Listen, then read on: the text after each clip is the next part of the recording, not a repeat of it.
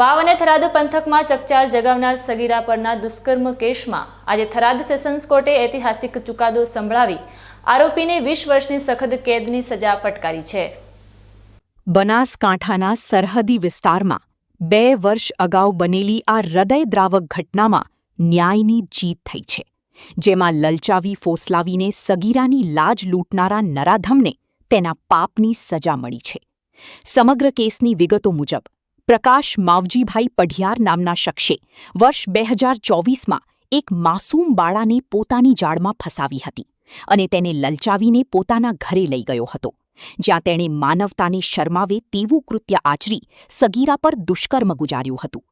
આ મામલે ભોગ બનનારના પરિવારે હિંમત દાખવી સુઈગામ પોલીસ મથકે નરાધમ વિરુદ્ધ ફરિયાદ નોંધાવી હતી। ત્યારબાદ પોલીસે ત્વરિત કાર્યવાહી કરી પુરાવા એકત્ર કર્યા હતા। થરાદ સેશન્સ કોર્ટમાં આ કેસ ચાલતા સરકારી વકીલ દ્વારા ધારદાર દલીલો કરવામાં આવી હતી અને સાક્ષીઓની જુબાની તેમજ મેડિકલ પુરાવાઓને આધારે આરોપીનો ગુનો સાબિત થયો હતો। કોર્ટે આ ઘટનાને ગંભીર ગણીને સમાજમાં દાખલો બેસે તે હેતુથી આરોપી પ્રકાશ પઢિયારને 20 વર્ષની જેલની સજાની સાથે 1.75 લાખ રૂપિયાનો તોતિંગ દંડ પણ ફટકાર્યો છે। કોર્ટના આ કડક વલણને પગલે કાયદાનો ભય સ્થાપિત થયો છે અને ભોગ બનનાર પરિવારને લાંબા સમય બાદ ન્યાય મળ્યો છે। આ ભોગ બનનાર જે બાળા જે છે તે પોતાના ઘેરથી તેના ભાઈને તાવ આવતો હોવાથી એ દુકાને બિસ્કિટ લેવા માટે જાય છે, ત્યારે વચમાં આ આરોપીનું ઘર આવે છે। એ ઝાપા આગળ બેઠો હોય છે અને આરોપી એને બોલાવે છે કે ક્યાં જાય છે, તો કે હું દુકાને જાઉં છું, તો મારા માટે કે લે એક બિસ્કિટ લેતી આવજે। એટલે 20 રૂપિયા આપે છે અને બિસ્કિટ લેવા એને પણ મોકલે છે।